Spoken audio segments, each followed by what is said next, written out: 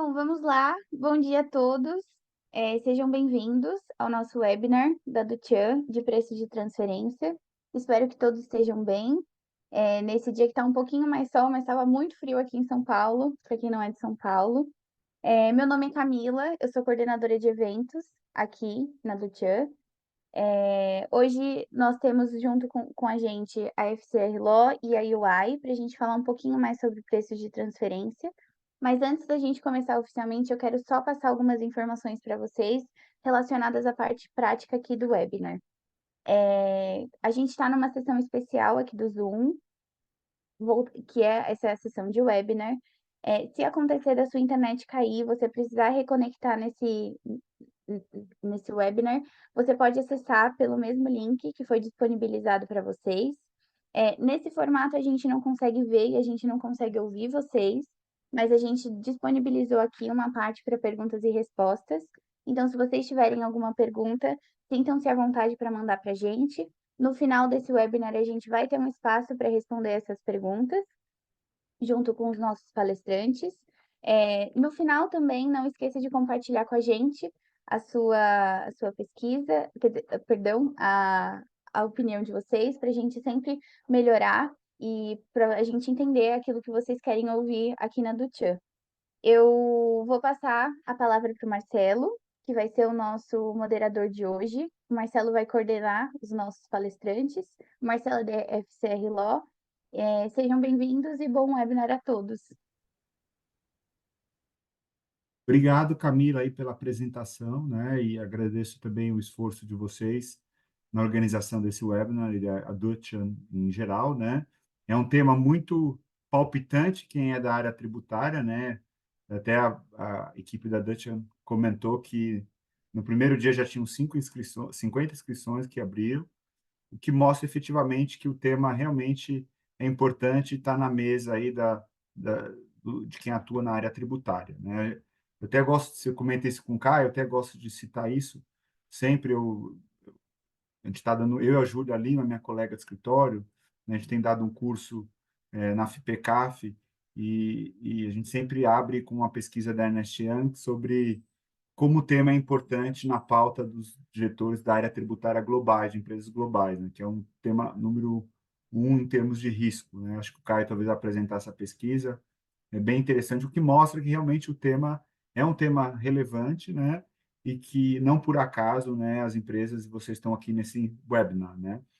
E é isso, nós estamos já, né, a lei entrou o ano passado em vigor como facultativa, esse ano como obrigatória, nós já estamos envolvidos em alguns projetos, estamos vendo vários desafios aí, né? E vai ser muito importante aproveitar essa oportunidade, trocar algumas ideias aí com o Caio, com a Júlia, em geral, sobre com vocês também. É importante vocês trazerem aí as suas, né, perguntas, dúvidas, e para tentar tornar esse webinar o mais proveitoso possível para vocês, né? Então, eu vou passar rapidamente uma apresentação do Caio Albino, acho que muitos de vocês já conhecem, né? O Caio Albino é sócio da UI, da Ernst Young na área. Eu sou da época da Ernst Young ainda, né? UI, e na área de transfer price tem uma larga experiência, aí, acho que 20 anos mais ou menos, né? Então, é muito importante trazer essa experiência, porque, como aqui para muitos o tema é novo, né? Então, trazer não só o conceito, os conceitos legais, mas, sobretudo, a experiência de quem está à frente desse tipo de projeto há muito tempo é muito valiosa, né? Mas a apresentação vai começar com a da Júlia Lima e Silva, que é minha colega de escritório, né? A gente trabalha juntos aí há mais de uma década, e ela também tem se dedicado bastante ao tema de transfer price, está inclusive agora passando um tempo no exterior, participando de um curso da Universidade de Viena, e a gente também tem, junto comigo, tem implantado alguns projetos de transfer price no escritório, já mais com um aspecto jurídico, né? A gente sabe que transfer price é um tema bem interdisciplinar, né? Tem uma importância muito grande da perspectiva econômica, né? Então, sem maiores delongas, como se fala, né? Vou passar já para a Júlia, que ela vai fazer uma apresentação. A ideia é que a Júlia faça uma apresentação mais legislativa, da evolução legal do tema, né, da situação atual, e o Caio vai trazer a experiência mais ampla, né, do aspecto também econômico, de benchmark e os desafios que as empresas têm enfrentado na implementação. Então, Perfeito. bom seminário a todos e passo então a Júlia aí a palavra e eu agradeço a participação de vocês dois. Bom dia a todos. Bom dia a todos. Obrigada, Marcelo, pela apresentação. Agradeço a Dutton pela oportunidade de estar conversando com vocês hoje sobre esse tema aí super relevante, super atual. E como o Marcelo falou, o objetivo do meu lado é passar alguns aspectos legais mais relevantes da nova legislação, né, das novas regras. Eu vou começar com um brevíssimo histórico legislativo. Falo brevíssimo porque a gente tem, né, um período curto para um tema tão amplo, mas vamos lá. Bom, aqui a gente, então, como o Marcelo comentou, agora, né, a partir de 1º de janeiro de 2024, entrou em vigor a nova legislação tratando das regras de preço de transferência, né? Está disciplinada, então, na Lei 14.596 de 2023, superando, então, a legislação antiga, né, a disciplina antiga da Lei 9.430 de 96, né? A lei nova, ela está plenamente alinhada com o modelo OCDE, que é um modelo internacional das regras de preços de transferência, e isso, né, esse alinhamento com o modelo da OCDE, que é um modelo praticado pela maioria dos países desenvolvidos, é visto como algo muito favorável para o Brasil, já que, né, as regras antigas, em estando desalinhadas com o padrão internacional, acabavam resultando aí em efeitos nocivos no âmbito de uma cadeia internacional de valor, né? Resultava a aplicação de margens fixas que a gente tinha anteriormente, resultava muitas vezes em dupla tributação, em erosão de bases tributárias, em transferência artificial de lucros, que são todos, né, efeitos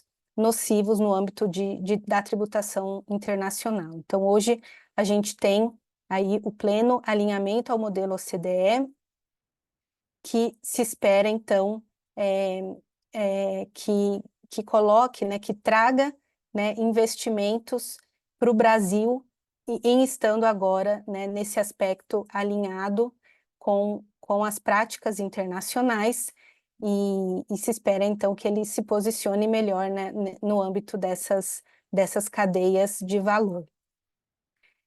As regras, então, elas são obrigatórias agora a partir de 1º de janeiro de 24, e a lei ela foi parcialmente regulamentada já pela Instrução Normativa 2161.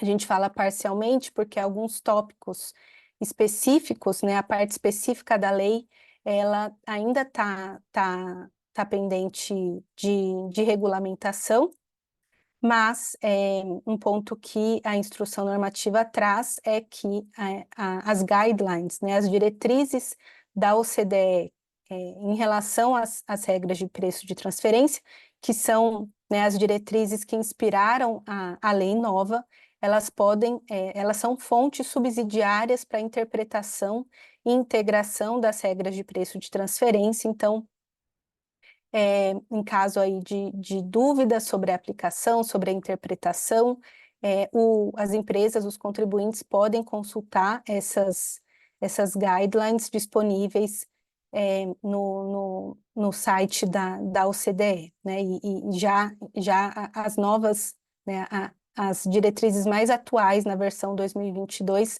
já abarcando aí resultados das ações, de algumas das ações do BEPS. Então, né, o Brasil está com a legislação e regulamentação de TP super atualizada. Agora, né, partindo para alguns aspectos específicos e mais relevantes dessa nova legislação. Primeiro, em relação ao princípio arm's length.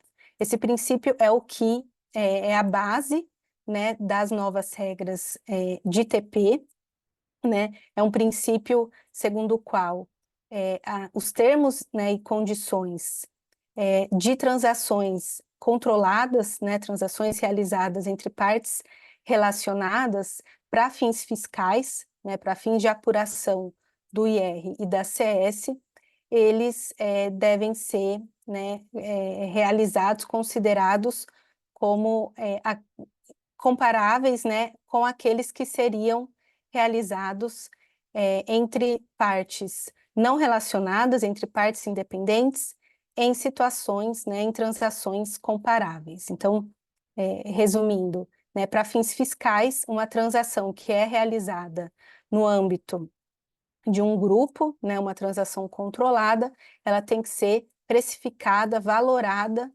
como se ela tivesse nas condições que seriam aplicadas em uma transação não realizada entre uma parte com uma parte independente, em condições, né, basicamente de mercado. Isso, né, para fins de definição, para justa alocação de lucros decorrentes dessa transação realizada aí no âmbito de um grupo internacional de partes relacionadas.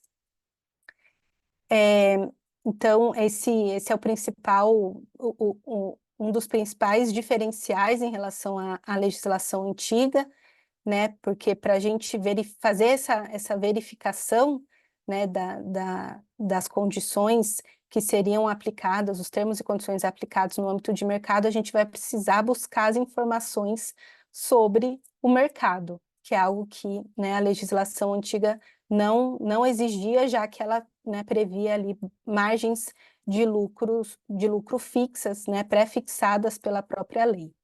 Então, a gente vai ter uma nova metodologia mais complexa, mas prestigiando, né, esse princípio. Um segundo ponto importante em relação à amplitude da nova legislação. A nova lei ela se aplica para qualquer relação comercial ou financeira. Então, ela se aplica para transações com bens tangíveis, isso a gente já tinha antes, com bens intangíveis, e aqui vale, né, mencionar aqui as regras específicas de limite de dedutibilidade de royalties, né, royalties por licenças de marcas, patentes, tecnologia, foram revogadas pela nova lei, então elas estão afastadas, e agora essas transações estão sujeitas ao controle de TP, transações com serviços, contratos de compartilhamento de custos, reestruturações societárias, que também é uma novidade bem significante, e operações financeiras, além das operações de dívida, que a gente também já tinha regras específicas dos mútuos, né, para fins de controle dos juros. Agora, além desse tipo de operação, as operações com seguros, com garantias, com cash pooling também estão sujeitas ao controle. E aí, nesse aspecto, um ponto importante para as empresas é fazer um levantamento das transações que são realizadas com partes relacionadas, né, no exterior, para se identificar eventuais transações que não estavam antigamente sujeitas a controle e agora passam a se sujeitar às regras de TP. Outro ponto em relação ao conceito de partes relacionadas, a lei trouxe um conceito bem amplo,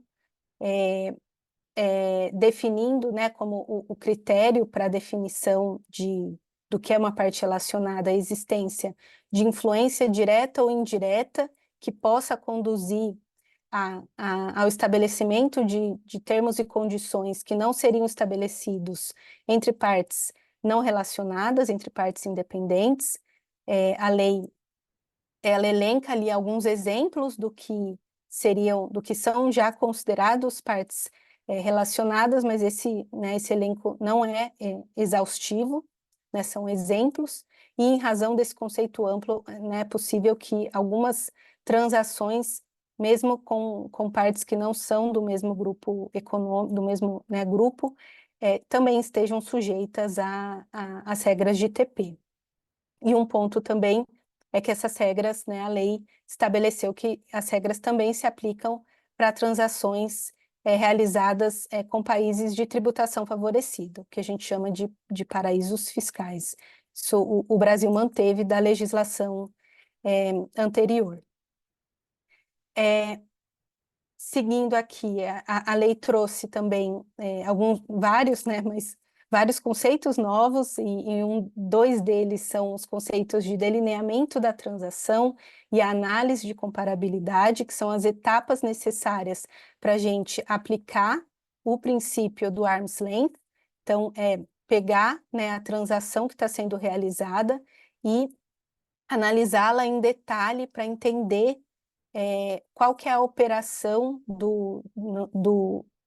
a operação do grupo como um todo em que essa transação tá envolvida, né, tá inserida, e mais, né, em específico, o que a empresa, né, brasileira e a outra parte fazem efetivamente no âmbito dessa transação. Quais são as funções exercidas pelas empresas, quais são os riscos assumidos, os ativos aplicados, e com base nisso, né, se definir, então, um perfil, que a gente chama, né, um perfil funcional das empresas, que vai servir de base para se achar transações comparáveis, né, que é a parte aí de análise de comparabilidade, que é com base na transação delineada, encontrar aquelas transações realizadas no âmbito, né, do livre mercado, no âmbito de partes independentes, que sejam comparáveis com a realizada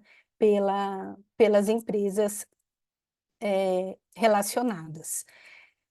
Então, a gente, esse aspecto, né, esse ponto da análise de comparabilidade é basicamente fazer um benchmark para identificar, né, essas transações comparáveis, e aqui, né, a gente já vê aí alguns pontos de desafios e até de possíveis questionamentos por parte da Receita Federal, né. A gente tem a lei, ela prevê uma preferência por identificar comparáveis, utilizar comparáveis domésticos, né, transações comparáveis realizadas no Brasil, mas a gente sabe que, né, isso pode ser uma fonte aí de desafios para os contribuintes, porque as informações, né, de transações realizadas no Brasil são limitadas. Geralmente na verdade, existem bancos de dados específicos, utilizados em específico para fins de transações de preço de transferência, que compilam informações de empresas, de contratos, só que, né, é uma compilação de informações públicas, e no Brasil as obrigações de publicação de demonstrações financeiras são bem restritas, né, a empresas de capital aberto, e então a gente vê já uma dificuldade, né, um desafio na identificação desses comparáveis domésticos, mas a lei também permite a utilização de comparáveis não domésticos, desde que sejam realizados ajustes de comparabilidade. E, né, também, como eu mencionei, isso pode, né, gerar aí um possível questionamento por parte da Receita sobre o grau de comparabilidade aí de uma transação que o contribuinte escolheu como comparável, e a Receita entende que, eventualmente, não é um comparável que pode ser utilizado. Em relação agora aos métodos de preço de transferência, a lei ela estabeleceu 5 métodos, 3 deles a gente já tinha, né, que ela chama de métodos tradicionais, que é o PIC, o PLR e o MCL, o preço independente comparável, preço de revenda menos lucro e a margem, método do custo mais lucro. E ela introduziu 2 novos métodos, que são chamados, né, os métodos transacionais de lucro, que é o da margem líquida da transação e o da divisão de lucros. Um ponto, né, importante e diferente do que a gente tinha antes em relação à escolha do método. a lei ela estabelece que deve ser, né, aplicado o método mais apropriado, que é aquele que fornece uma determinação mais confiável dos termos e condições que seriam estabelecidos entre partes não relacionadas, que a gente tem, né, um conceito bem subjetivo, né, do que seria um método mais apropriado, que a gente já vê também uma possível fonte de questionamento, de discordância por parte, né, entre contribuinte e Receita Federal, apesar da própria lei, em algumas hipóteses, já indicar um método inicialmente considerado mais apropriado, por exemplo, no caso de commodities, que ela coloca como o PIC, no caso de prestação de serviços, que, né, seria o método de custo mais lucro, mas, né, até, né, falando um pouco da prática internacional e de informações, né, em geral,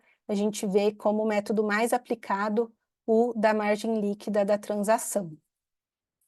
Ao mesmo tempo que, né, pode ser uma fonte aí de questionamento, é também uma fonte de oportunidade, né, esse novo critério de eleição aí do método, já que desde que o contribuinte consiga aí fundamentar a escolha desse método, né, fundamentar porque ele entende que é o método X é o mais determinado e não o Y, se ele está diante de vários, né, possíveis, ele pode, então, eventualmente escolher e aplicar aquele que resulte num resultado mais benéfico para o contribuinte, desde, claro, que ele consiga fundamentar essa escolha.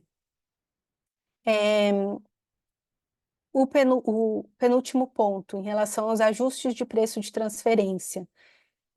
A lei trouxe 3 tipos de ajustes, 2 fiscais, né, que é o ajuste espontâneo realizado pelo contribuinte para aumentar a base de cálculo do IR da CS, então um ajuste meramente fiscal, o ajuste primário, que é o ajuste fiscal realizado pela própria autoridade fiscal no âmbito de uma fiscalização, e a novidade é o ajuste compensatório, que é um ajuste realizado pelo contribuinte no próprio valor da transação, seja para aumentá-la ou para diminuí-la. Aqui, esse é um ajuste que, para ser feito, ele precisa seguir alguns requisitos estabelecidos pela instrução normativa, né? Ele precisa estar formalizado em nota de crédito ou nota de débito, ele precisa ser realizado até o exercício fiscal do contribuinte e ele precisa estar registrado contabilmente em todas as partes da transação. Né? A vantagem desse ajuste é que os reflexos dele podem, né, ser verificados em ambas as partes relacionadas. Então, se o Brasil faz um ajuste que, por exemplo, aumenta um ajuste para aumentar a base de cálculo dele, ou seja, reduzir uma dedução de base de cálculo que ele fez, esse ajuste na parte relacionada no exterior pode diminuir, então, a base dela, de lucro dela, já que a transação vai ser, né, o valor da transação vai ser ajustado, o valor, né, do faturamento lá fora, em razão das regras de TP, vai diminuir, consequentemente, o lucro tributável lá fora, já que o do Brasil aumentou. Então, é uma oportunidade aí de otimizar a tributação no âmbito de um ajuste de preço de transferência, mas é um ponto a se considerar é o timing, né, que precisa ser feito aí antes do encerramento do exercício fiscal. Um ponto de controvérsia ainda em relação aos ajustes são os efeitos desses ajustes para fins de outros tributos, é um ponto de controvérsia internacional, né? É algo que ainda não, em muitos países ainda não está claro, não está definido se, né, quando você, por exemplo, ajusta o valor, aumenta, né, por exemplo, o valor de uma transação no âmbito de uma distribuição, né, uma empresa distribuidora no Brasil importando produtos da empresa relacionada, da parte relacionada no exterior. Se pela regra de TP se verificar que a margem do Brasil ficou mais alta do que ela deveria ser no âmbito do arm's length. Então, aumenta, né, o valor da transação, da importação, e a questão é se esse aumento vai resultar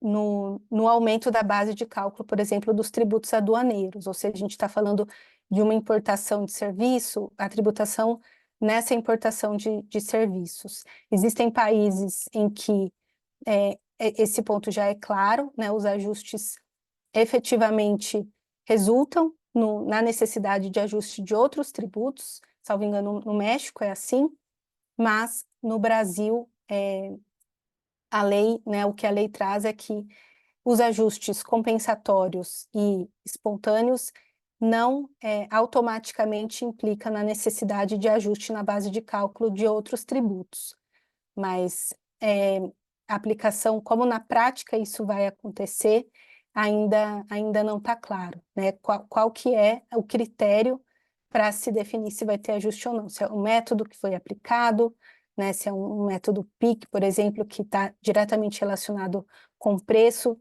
né? Teria mais sentido desse impacto, ou um método de ajuste de margem foge um pouco do preço da transação, já veríamos aí fundamentos para afastar a necessidade de um ajuste. E por fim, eu já passei alguns minutos do meu tempo, a questão da documentação. A lei nova trouxe documentação, inovações no aspecto da documentação. Então, a gente tem a declaração país a país, que é uma declaração que já existe, já tem que ser cumprida, e manteve, né, a disciplina dessa declaração país a país. A novidade é o arquivo global, um arquivo onde o contribuinte apresenta uma visão geral do grupo, em termos aí das atividades, dos membros.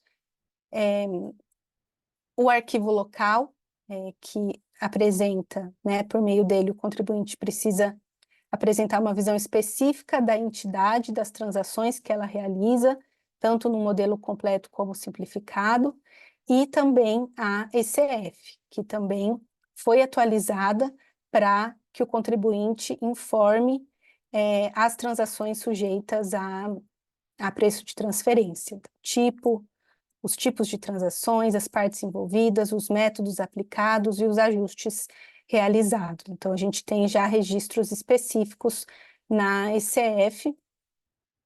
A lei trouxe alguns casos de dispensa de apresentação do arquivo global e do arquivo local, né? No caso de contribuintes que façam transações, que tenham feito transações com partes relacionadas no ano anterior ao de referência, no valor de até 15 milhões de reais, antes de ajuste, estão dispensados de apresentar o arquivo local e o arquivo global, mas não estão dispensados de informar na ECF sobre essas transações e não estão dispensados de cumprir com as novas regras. Então, ainda aí que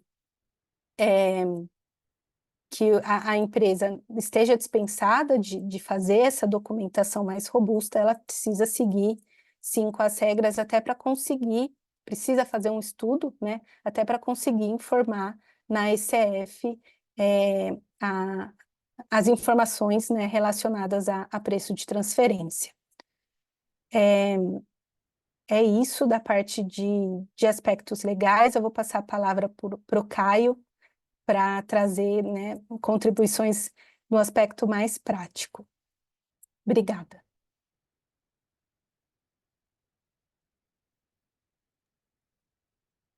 Obrigado, Júlia. Prazer aqui estar apresentando um tema, é um tema que eu tenho trabalhado aí há mais de 20 anos, né, que é o tema preço transferência, momento histórico, né, momento de mudança da legislação de preço transferência. Então, é um prazer estar com vocês aqui apresentando um pouquinho, compartilhando a nossa experiência, especialmente com o que a gente vai falar agora, né, que é a minha sessão, trazer um pouquinho do contexto dessa mudança, mas especialmente aspectos práticos, né, aspectos relacionados, pontos de atenção, desafios nesse processo de implementação. da nova legislação de preço de transferência. Eu tenho também aqui uma apresentação e eu vou projetar para vocês, tá? Deixa eu já aqui.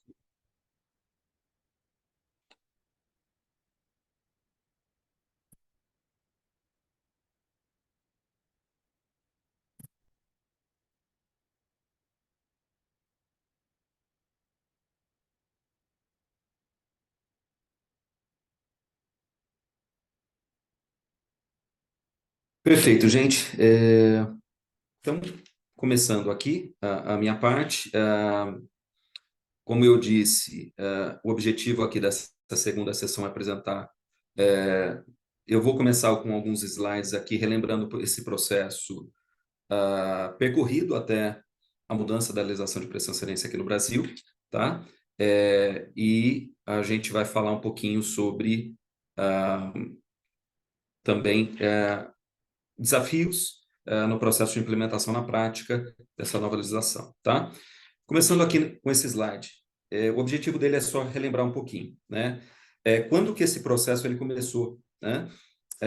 E essa discussão, eu lembro que eu, né, sempre quando a gente fazia trabalhos com os nossos clientes, né, pela UI, alguns grupos, né, alguns clientes e grupos multinacionais se perguntavam lá no passado, né, falou, quando que o Brasil vai mudar a legislação e ter um alinhamento com o padrão internacional, com as diretrizes ou guidelines da OCDE? Então, quando a gente volta 10 anos atrás, isso era muito distante, né? Então, a gente não tinha uma sinalização clara do fisco sobre esse processo de mudança, né? O fisco ele defendia com unhas e dentes os pontos positivos daquela abordagem simplificada que nós tínhamos na regra antiga, né? Foi comentada pela Júlia, né?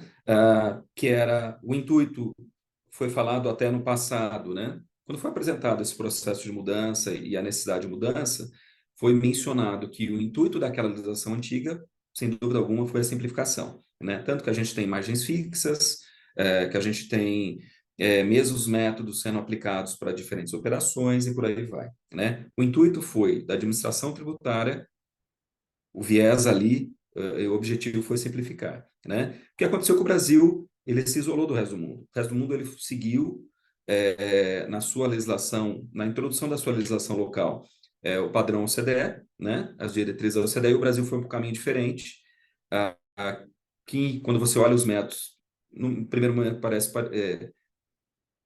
pode ter uma aparência que é parecido, mas não é, né? Quando você vai verificar a implementação, você vê que é totalmente diferente. A regra antiga da regra nova, por exemplo, né? E a gente vai trazer esses detalhes. Mas essa discussão ela começou lá em 2017, quando o governo Temer, né, e o ministro Meirelles, eles enviaram à OCDE um pedido formal para se tornar membro, né? E a OCDE, naquele momento, ela voltou para o Brasil, para o governo brasileiro, e falou: olha, excepcional. Vocês são parceiros estratégicos e participam em várias discussões como o G20 conosco. Só que, quando a gente fala da esfera tributária, o principal ponto que vocês precisam mudar em termos de regulamentação é a legislação de preço de transferência, que geram várias distorções, que foram citadas aqui pela Júlia, né? Caso de bitributação, operações criadas com viés só de planejamento, né? E que há uma corrosão da base tributável, né? Entre outros motivos. E, a partir daquele momento, tanto o governo brasileiro como a OCDE, eles procuraram criar um grupo de estudo para avaliar, durante 15 meses, qual seria essa abordagem de mudança, né? Como que seria essa convergência da regra antiga para a regra nova? Seria parcial? Seria total? Né? E isso culminou com o resultado que eles apresentaram lá em 2019 em Brasília, até estive lá, onde, para surpresa de muitos, eles falaram, não, a conclusão analisamos pontos positivos e negativos da legislação antiga, comparamos com a abordagem da OCDE, e a conclusão precisamos ter um alinhamento completo. Precisamos deixar a regra antiga de lado e implementar, ter uma convergência total para o modelo OCDE. Então, foi isso que aconteceu, né? Então, anos seguintes, começaram todos os estudos, consultas públicas, e o fisco já começou a desenvolver essa legislação, culminou todo esse processo de mudança com a publicação da MP 1152 no final de 22, né, introduzindo a nova legislação de preço de transferência. Essa MP foi avaliada na Câmara de Deputados, depois no Senado, e converteu na lei mencionada pela Júlia, né, que é a Lei 14.596. Ela foi publicada no ano passado, né? Essa conversão ocorreu no ano passado, em junho ou julho do ano passado, né? E na sequência teve a publicação da IN 2161, que ela traz a regulamentação da parte geral dessa lei, dessa nova legislação de preço de transferência. Então,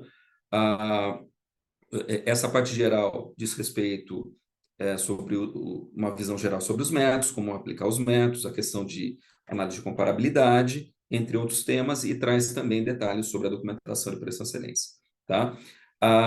E o fisco, desde o ano passado, ele mencionou que no futuro serão publicadas INs, ou regulamentações específicas, relacionadas a operações específicas, entre elas serviços, commodities, APA, né, a implementação do APA, né, Advanced Price Agreement, né, um processo de negociação com o fisco, entre outros, intangíveis, por exemplo, DEMP análise, entre outros, tá?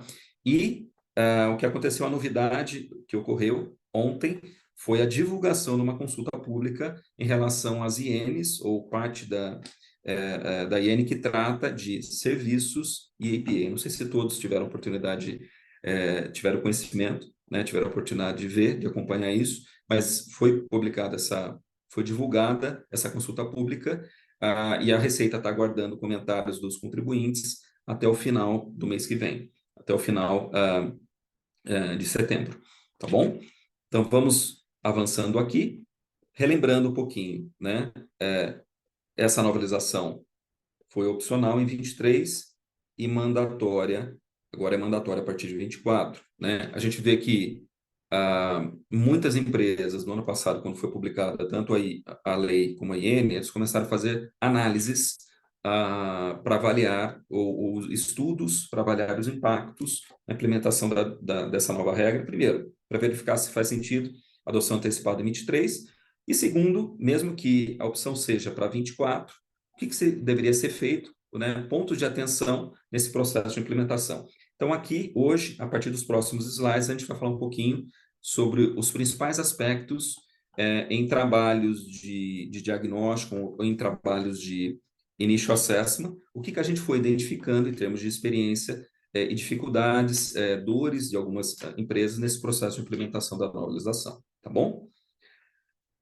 Aqui, gente, eu trago um slide, somente uma visão geral, tá? Sobre o processo sobre os principais pontos da legislação, né? Então, esses temas aqui, a maioria já foi coberto pela Júlia, né? Então, conceito de ampliação do conceito de partes relacionadas, ela agora um conceito principiológico, não é exaustivo, né? Mesmo com o terceiro, se você tem uma relação de influência que pode impactar em preço e condições da transação, pode ser caracterizado como parte relacionada, como foi citado pela Júlia. Ampliação das operações, né? A seleção da terceira party pode ser a entidade local, pode ser o exterior, desde que seja uma entidade menos complexa. Daí você tem que avaliar funções, riscos e ativos, né? E também a confiabilidade das informações. Seleção do método, foi citado, tem que agora o método mais apropriado. Então, a gente deixa de lado para trás o cálculo de todos os métodos possíveis e seleção do método que dá menor ajuste, a gente vai para um modelo totalmente diferente. Agora, você tem que identificar qual é o método apropriado, mais apropriado para testar aquela operação e os fatos e circunstâncias econômicas que cercam aquela transação. Então, um aspecto importante. Os ajustes citados pela Júlia, né, esses 3 ajustes, com destaque ao ajuste compensatório, a gente vai falar um pouquinho mais na frente sobre detalhes de implementação desse ajuste compensatório, né? E a questão da documentação ali embaixo, os 3 níveis de documentação. Vamos avançando aqui. O primeiro ponto que eu queria destacar com vocês é delineamento das transações. O que é importante? O delineamento é analisar a operação que estará sujeita às novas regras de preço de transferência e olhar fatos e circunstâncias econômicas que cercam essa transação. Por que isso é importante? Porque você definindo a operação que será analisada e os fatos e circunstâncias, para o segundo passo você fazer uma análise de comparabilidade adequada e definir o método apropriado para testar essa transação. Por isso que é muito importante. Alguns aspectos são relevantes aqui para fazer um delineamento adequado e iniciar o estudo de TP. Funções empenhadas, agora é muito importante avaliar funções, riscos e ativos, que a gente chama de análise funcional, né? Termos contratuais da transação, essência sobre a forma. É muito importante entender a essência da transação, os detalhes da transação, né? O contrato é muito importante, por isso que a gente recomenda muito que o contrato reflita muito a realidade da transação, tá? E ele será muito útil para uma análise de preço na excelência da nova regra. Outro ponto, terceiro ponto, características de bem, serviço e direitos, né? Dependendo do método, a característica do bem e do serviço ela é fundamental. Se a gente vai para um modelo mais de PIC, por exemplo, você tem que olhar muito a característica do bem, por exemplo. Agora, se vai para um modelo que testa a função, por exemplo, o TNMM, que é método conhecido no exterior, ou MLT, então você tem que focar na análise da função, né? Distribuição, manufatura e por aí vai. E a questão da conjuntura econômica. Um ponto que a gente, na prática, que a gente teve e que a gente identificou muito nos nossos trabalhos de diagnóstico, foi que a visão da matriz, às vezes, é uma visão um pouco distorcida e não reflete necessariamente a realidade e funções, riscos e ativos da entidade brasileira. Então, lá no passado, foi feita uma política de preço de excelências e determinaram que o Brasil, talvez, e era muito comum que a gente identificava, às vezes eles tinham uma visão que o Brasil era uma limited risk, tinha riscos limitados, manufatureira ou distribuidora. Quando a gente fazia as entrevistas funcionais aqui, a realidade era totalmente diferente. A empresa era totalmente independente, assumia muitos riscos e tinham diversas funções. E por que isso é importante? Por que essa diferença de visões, né, da realidade para a visão da matriz é importante? Porque se você não tiver uma descrição adequada de funções, riscos e ativos no seu local file, no seu estudo de TP, você pode ter benchmarks que não estão refletindo a realidade da entidade local. Isso pode impactar e distorcer a análise econômica que vai ser informada ao fisco via arquivo local ou local file, tá? Então, isso é muito importante, pode resultar até em penalidades, tá? Eu vou avançando aqui. Então, a gente tem aqui os métodos, né, que foram citados pela Júlia. A gente sai daquele modelo que a gente testava produto a produto, serviço a serviço, né, especialmente produto a produto, né, e a gente vai para métodos que podem variar. O método PIC, ele provavelmente ele vai nessa linha de produto a produto. Contudo, o PIC da nova regra é totalmente diferente do PIC da regra antiga. A regra antiga aceitava muita coisa. O PIC novo, ele é muito mais difícil de ser aplicado, né? Você tem que avaliar condições econômicas, tem que ser as mesmas condições, o mesmo tipo de mercado, varejo, atacado, volumes parecidos, né? O momento da transação no ano tem que ser muito parecido. Se você não tiver ou for necessário muitos ajustes de comparabilidade, você não pode aplicar, você tem que rejeitar o método, né? Então, ele é o método mais difícil de ser aplicado, quando a gente fala nova regra.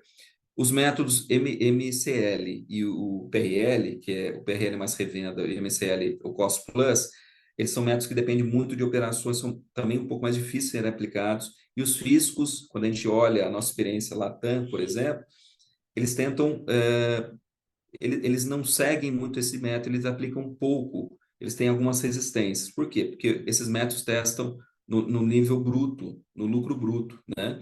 Enquanto que o método mais utilizado e o método que os fiscos aí eles têm aceito né, é muito comum é o MLT ou TNMM, né, que ele testa a função de manufatura, distribuição e por aí vai, né? Então, consistência na aplicação dos métodos é muito importante. Tá? De um ano para o outro, você não pode mudar o método como era feito na regra antiga. Então, se você aplica um método para testar uma transação num ano, você tem que seguir a mesma linha nos anos subsequentes e você pode mudar eventualmente se tiver algum fato novo. Do contrário, você tem que seguir a mesma abordagem. Consistência é fundamental agora, tá? A questão da análise produto a produto e agora para o modelo, que é muito comum de testar a função, né, que você testa funciona manufatura ou distribuição, acaba sendo uma diferença muito relevante. Porque quando você vai testar a função, você agrupa, né, aquela transação, obtém uma informação segmentada do PNL, para testar a função agrupada, né, da entidade. Então, é uma abordagem totalmente diferente, tá? E é muito importante avaliar também a função da entidade local. Análise de comparabilidade. Uma vez você definiu o delineamento da transação intercompany, os detalhes econômicos dela, definiu a metodologia, você vai para a análise de comparabilidade. Como aplicar a metodologia e testar para verificar se aquela transação intercompany está seguindo o princípio arm's length. Então, alguns aspectos aqui que são importantes, né? Verificar, como a gente falou já, características econômicas, a data da transação, por exemplo, acaba sendo crucial para alguns métodos, disponibilidade das informações, temos informações disponíveis, né, para aplicar uma determinada metodologia, acaba sendo crucial, né, do contrário, você eventualmente não vai conseguir aplicar um método específico, né, determinar método e indicador financeiro, ele acaba sendo muito importante, o indicador financeiro vai ser determinado de acordo com, por exemplo, uma função. Se você tem uma função de distribuição, provavelmente um indicador muito utilizado é margem operacional, né? Operating margin. Se você é uma manufatureira, o indicador provavelmente dos mais comuns é markup on total cost, né? O markup sobre o custo total, por exemplo, né? E isso acaba sendo muito importante.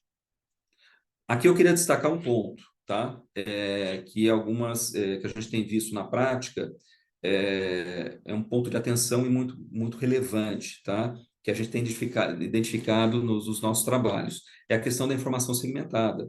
Quando a gente vai aplicar, por exemplo, o método MLT, a informação segmentada acaba sendo muito relevante. Então, eu vou dar um exemplo aqui. A entidade tem a função de manufatura e distribuição, o ideal, né, quando for analisar a nova regra, é separar, fazer um P&L segmentado, separado do que é P&L da manufatura e o que é distribuição, tá? E para daí aplicar a metodologia. Então, os serviços também, ter as informações separadas, acaba sendo muito importante. E o que é uma boa prática, e a nossa recomendação, que algumas empresas têm implementado, especialmente nos primeiros anos, por exemplo, vai implementar a nova regra em 24, por exemplo, fazer o item que a gente mencionou aqui, o item final, monitoramento recorrente ou periódico da rentabilidade das operações com partes relacionadas ou daquela função. Então, a entidade está sendo testada pelo MLT, Distribuição e Manufatura, fazer análises trimestrais, por exemplo, daquele nível de lucratividade que você está atendendo os ranges incomparáveis, né? E se tiver alguma coisa fora ou abaixo, avaliar plano de ação, eventualmente mexer em preço ou uma abordagem alternativa e por aí vai. Então, essa é uma boa prática e é muito importante e a gente tem recomendado para os nossos clientes, né? Esse monitoramento periódico no próprio ano. Por que é importante no próprio ano? Porque você tem tempo até o encerramento do ano de fazer alguns ajustes, precificação ou ajuste até compensatório que foi citado aqui, antes de encerrar o ano e você registrar contabilmente esses ajustes, tá?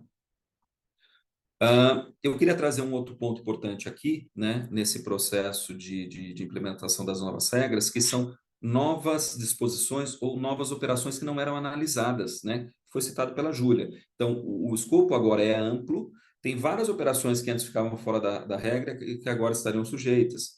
Reestruturação de negócio. Então, agora, reestruturação de negócio está sujeita, né? E não estava antes, né? O que é uma reestruturação de negócio? Pode ser uma transferência de função daqui do Brasil para fora, ativos ou riscos, que resulta numa potencial expectativa de lucro que sai do Brasil, que seria tributado no Brasil e vai para o exterior. Essa reestruturação, esse processo está sujeito à nova regra de transferência. Então, um aspecto importante aqui que todos devem observar. Intangíveis, né? O escopo mais ampliado, né? Então, a questão de uma análise DEMP, ela ganha muito relevância, né? E isso é um aspecto importante, né? Aqui a gente tem um capítulo especial para royalties, né? Royalties ficava fora, está sujeito. Análise de dedutibilidade antes era 1 a 5%, isso não existe mais, né? Agora, análise de dedutibilidade, qual que é o percentual que você deve pagar para o exterior? É de acordo com um benchmark, o estudo do TP, da nova regra, né? Então, essa determinação, a calibragem dos royalties acaba sendo muito importante, né? E algumas discussões são importantes aqui que a gente tem acompanhado e orientado os nossos clientes, Vai fazer uma análise separada do ROIT ou vai combinar, né? Então, isso pode acontecer também, né? Questão do INPI, registro do INPI. Na prática, a gente tem discutido muito esse ponto.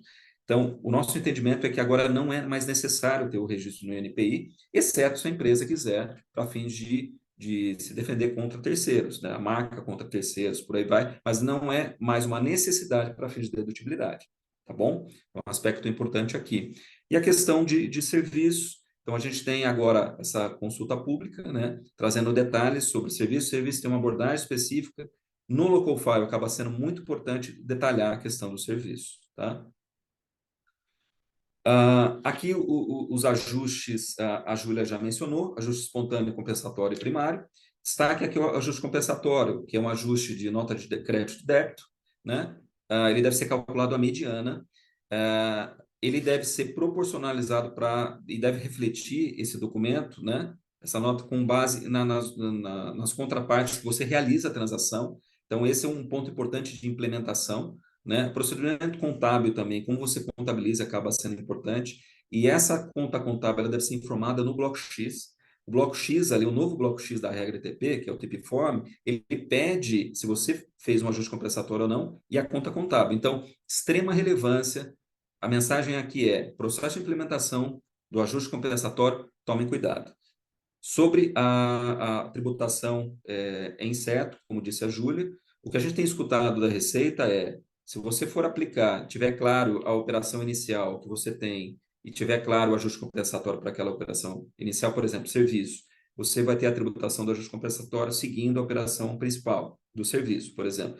Agora, se você importa bens, você aplica o método TNMM ou margem líquida, você não consegue segregar os valores do ajuste por transação de importação, há uma possibilidade do fisco entender que não teriam efeitos, por exemplo, em outros tributos como customs. Mas é um ponto que a gente tem escutado mais em webcast, tudo, e não está claro realmente na analisação.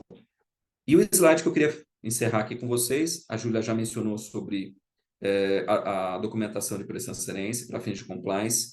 Então, né, como foi dito aqui anteriormente, a gente vai ter agora o local file, que é o arquivo local, ele deve ser entregue em português, então ele tem os thresholds lá da complexidade dele, que a gente está mencionando aqui. O arquivo global, que é o master file, ele pode ser entregue em português, inglês e espanhol, né? Aqui, essa versão do pedido pela Receita, ela está muito parecida com os guidelines da OCDE. Então, se a sua matriz prepara o master file alinhado, os guidelines da OCDE, a princípio aqui não teria grandes problemas, tá? Ambos os documentos devem ser enviados, né? Filing até o final do ano que vem, né? Declaração país a país permanece e o novo bloco X. Então, ponto de atenção aqui, gente, novo bloco X, né? Ele traz uma série de informações detalhadas. A gente fez vários trabalhos para vários diferentes contribuintes que adotaram de forma antecipada, então geram muita discussão, tá? Então tem pontos ali que o fisco fatalmente vai ter que melhorar, né? A recomendação que eu deixo aqui para vocês, né, é que façam um diagnóstico, um estudo preliminar antes de começar a aplicar, preparar o local file, o master file, enfim, antes de preparar os estudos para compliance.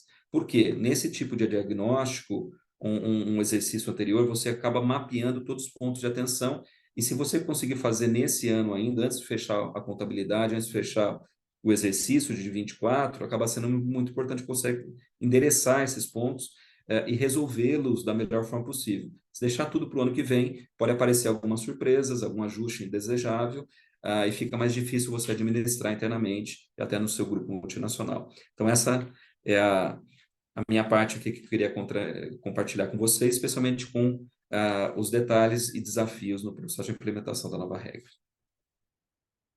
Marcelo, passo para você a palavra.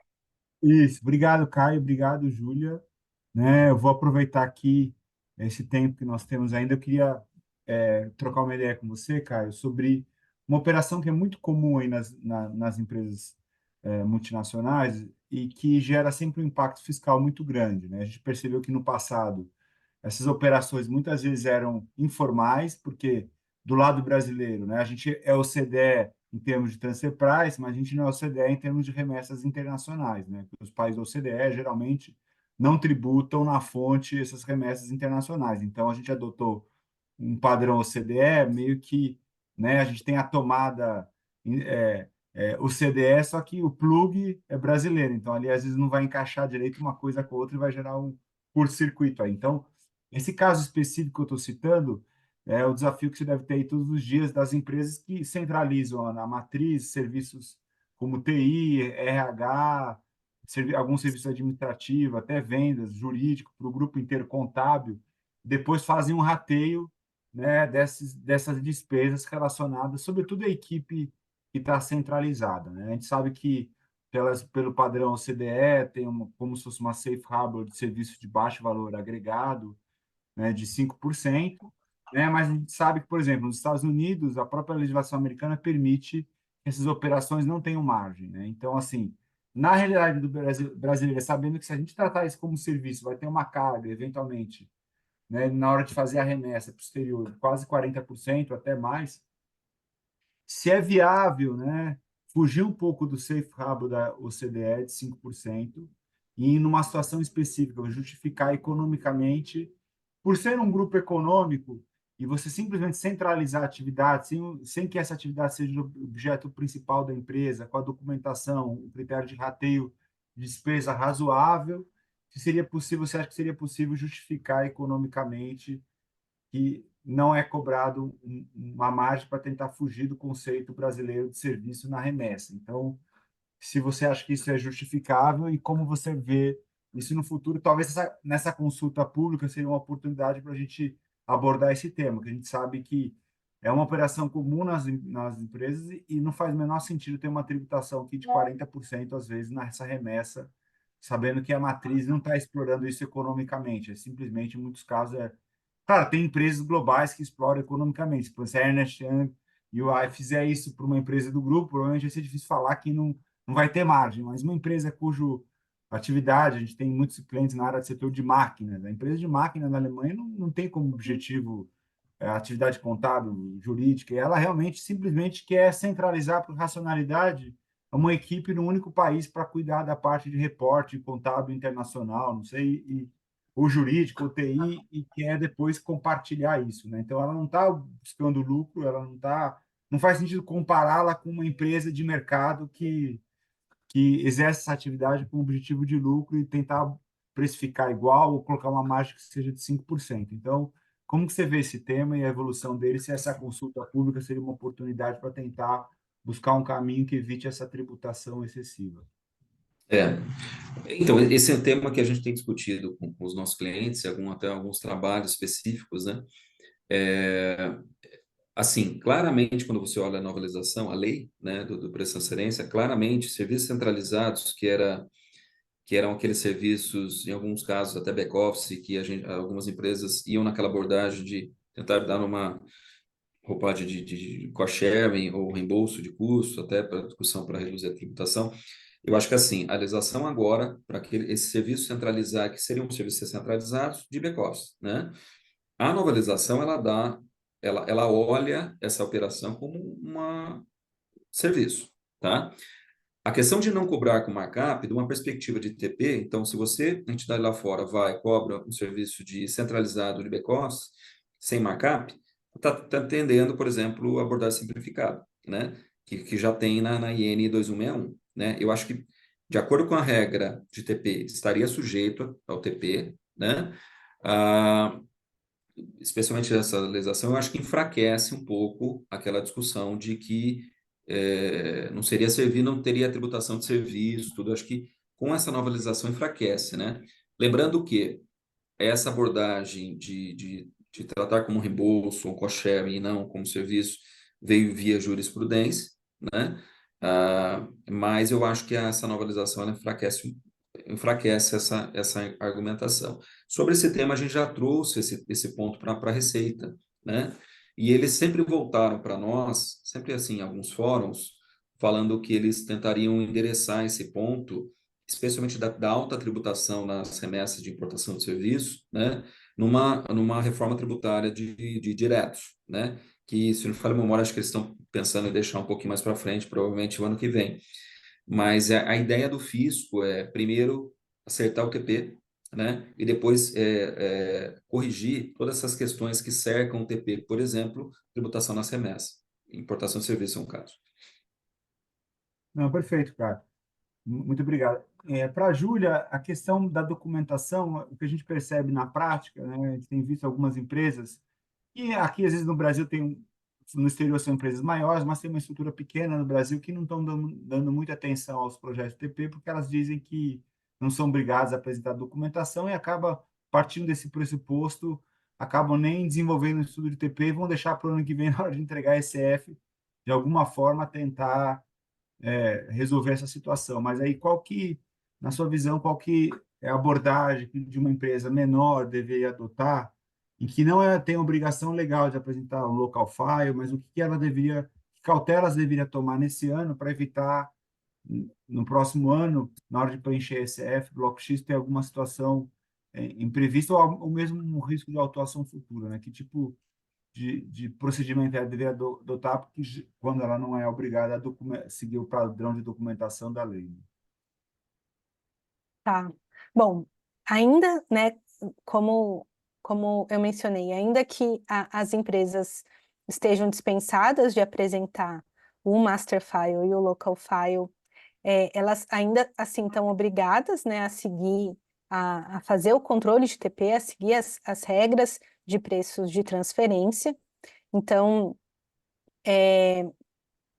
eu entendo que esse estudo não é dispensado, então talvez é, especificar um pouco o escopo, fazer um estudo mais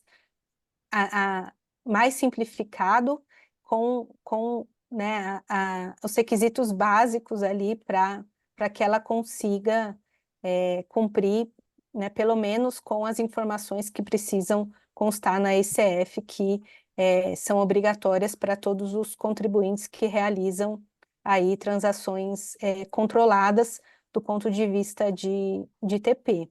Então, eu seguiria por esse caminho, fazer, sim, o estudo, ainda que mais simplificado, e tentar abranger o essencial em relação para fins de cumprimento das regras. Tá ótimo. Entrou aqui uma Esse é um bom, pergunta.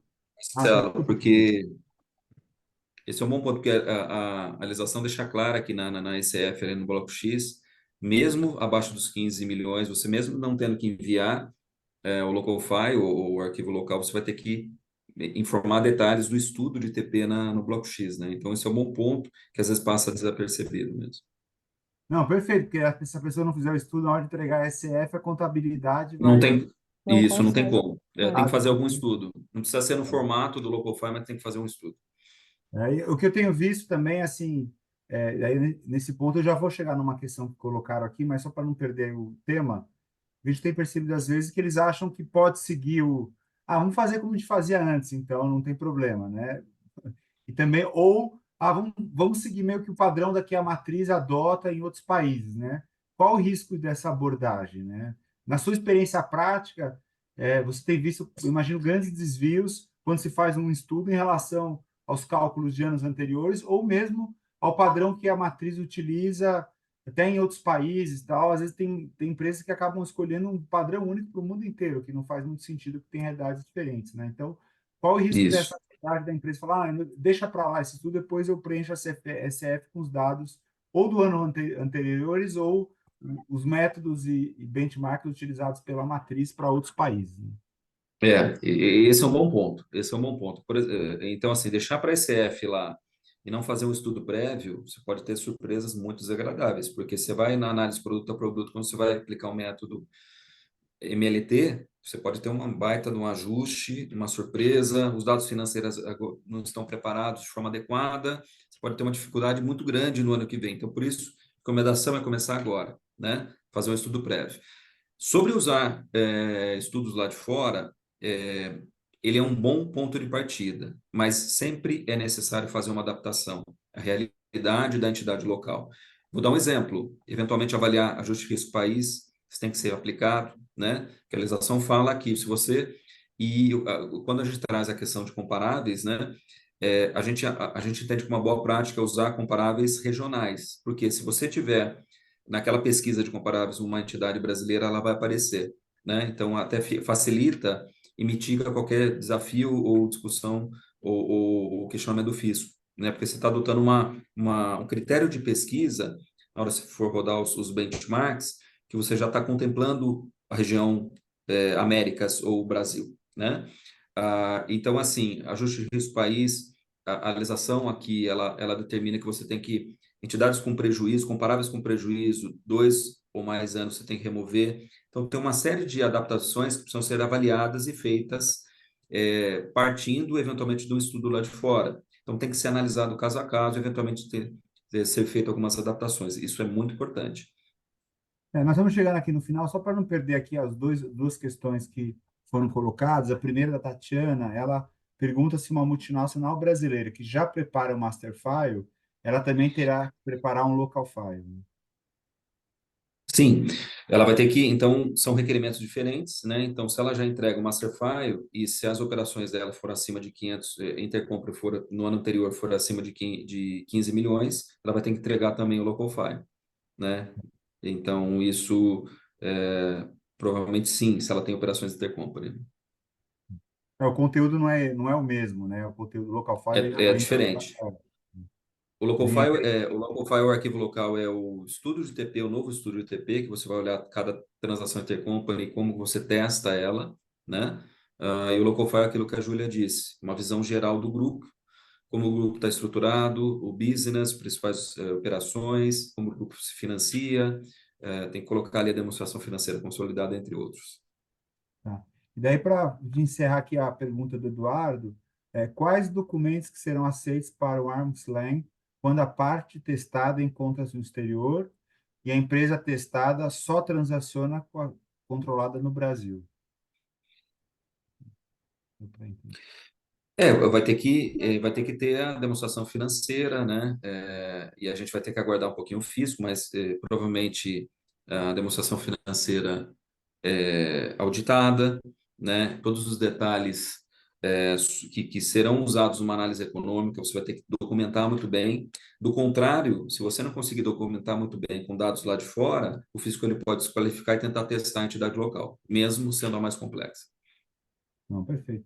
Não, então, agradecer a participação de todos, né? Especialmente aí as contribuições da Júlia e do Caio, né? E também, claro, o apoio todo da Dutchan, em especial aí da Camila, que desde o início, né, foi muito simpática e mostrou que realmente sabia da importância do tema e nos apoiou na organização desse webinar. Eu passo uma palavra para ela, que acho que ela vai fazer um fechamento. É isso, né, Camila? Eu só queria agradecer mesmo a presença de vocês, a sugestão do tema. Eu espero para quem participou tenha conseguido entender um pouquinho mais, tirar algumas dúvidas. Se vocês quiserem, para o pessoal que está participando, a Júlia, o Caio e o Marcelo, eles estão disponíveis para vocês no LinkedIn. Vocês podem entrar em contato com eles para, no caso de alguma dúvida surgir por aí. Quero agradecer os palestrantes, o Marcelo, agradecer a Júlia, agradecer o Caio pela essa parceria, que foi um webinar muito bom. Quero disponibilizar para quem está aqui no webinar o nosso QR Code, para que vocês sigam a gente nas redes sociais e acompanhem sempre que a gente tiver algum novo evento, ou sugestões que vocês tenham e temas que vocês queiram ver com a gente. Muito obrigada. Bom finalzinho de semana. O final de semana está chegando, amanhã já é sexta.